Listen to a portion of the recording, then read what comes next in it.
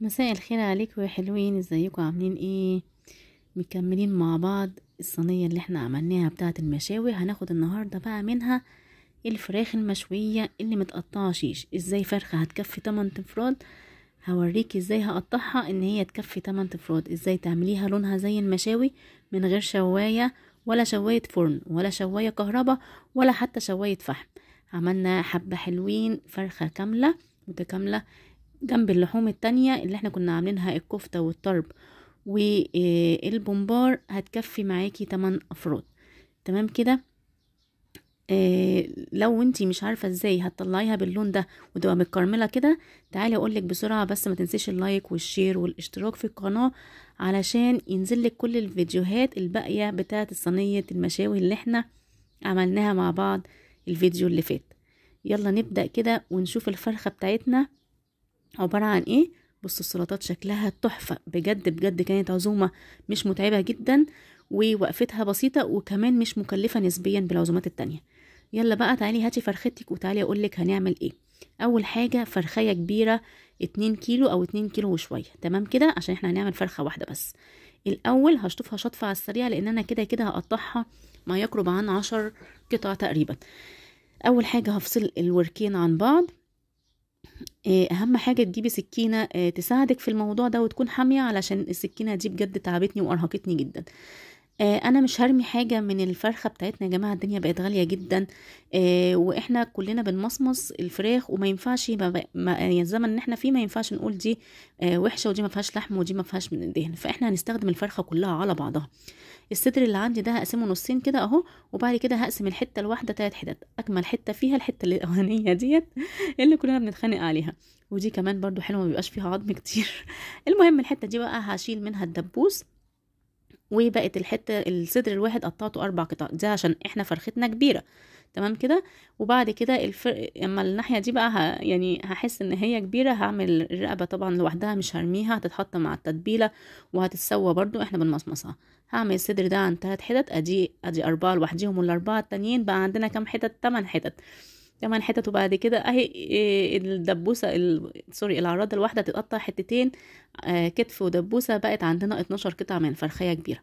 تمام كده. اهم حاجه اللي احنا هشققها كويس عشان بص القطعه كبيره مش صغيره. ناخد بالنا ان هي هتستوي كبيره. الناس كتير بتقولك لا الفراخ الشوي لازم تبقى صغيره. لا ليه؟ احنا كده كده هندخلها الفرن وهتستوي وهننقعها قبلها بيوم. اما الفراخ اللي لازم تبقى صغيره هي الفراخ الفرايد تشيكن. يلا تعالوا نشوف التتبيله. انا معايا قطعتين متوسطين، معلقه عسل كبيره، معلقه خل كبيره، معلقه صلصه كبيره، معلقه زيت كبيره، وبصلايه صغيره، زعتر وملح وفلفل وليمون، وبس كده. هبتدي احط كل الحاجات اللي عندي، المقادير اللي عندي دي في الشفشق بتاع الخلاط علشان يسهل عليا. كمان هنزل بمعلقه مستردة كبيره ما ننساش. وبعد كده هبتدي احط بقى كاري وكركم. حطينا الزعتر طبعا اكيد، وعصره الليمون. معلقه العسل بتفرق، معلقه العسل بتفرق وبتفرق قوي في اللون. ممكن تبدليها بايه؟ ممكن تبدلها بحبه سكر، بس هتدي الطعم. بس الكرمله اللي على الوش بتاعت الجلد دي في معلقه العسل. المهم ضربت في الخلاط كويس. لو انت حسيتي ان هو محتاج سيكه ميه كده تحطي له ربع كوبايه ميه علشان بس الخلاط يلف معاكي. تمام. هنقع فيها بقى الفرخيه بتاعتي. طبعا ده بعد ما احنا حطينا الفرخه نفسها بعد التقطيع وغسلناها كويس في محلول النقع. ايه هو محلول النقع؟ لتر ميه عليه نص كوبايه من الخل ونص كوبايه من الملح. هنسيبها 3 ساعات فيها لغايه لما تصفي كل الدم اللي فيها وكل الزفاره اللي فيها.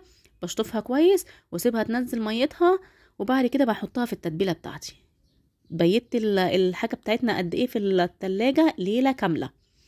دي صينيه حطيت فيها ميه، حبه زعتر، حبه ليمون، ممكن تحطي ورق لورا. انا بعمل كده ليه؟ علشان الدهون اللي هتنزل من الفراخ ما تبوظليش الصينيه بتاعتي، وفي نفس الوقت تدي تطعي عطر حلو كده للفراخ بتاعتي، طعم يعني من الاعشاب. تمام كده.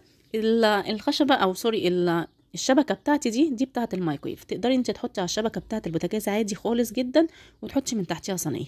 تمام كده.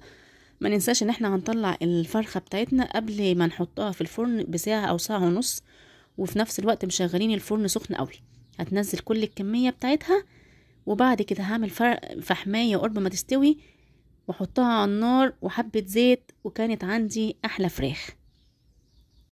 اهم حاجه نغطيها بسرعه علشان الدخان يتكتم جواها وتاخد ريحه الشوي. على معلقه الزيت اللي بنحطها بتبقى تمام. اهم حاجه الفرن بتاعك يبقى سخن كويس جدا علشان ياخد التحميره بتاعتي الحلوه. هنحطها على درجه حراره 180 عشان تستوي براحتها. تقريبا هتاخد ساعه الا ربع. بتطلع عندي بالحاجات الحلوه اللي انتوا شايفينها دي. يلا اشوفك في فيديو جديد، الفيديو الجاي بتاع البومبار. انتظريني يا قمر. باي باي.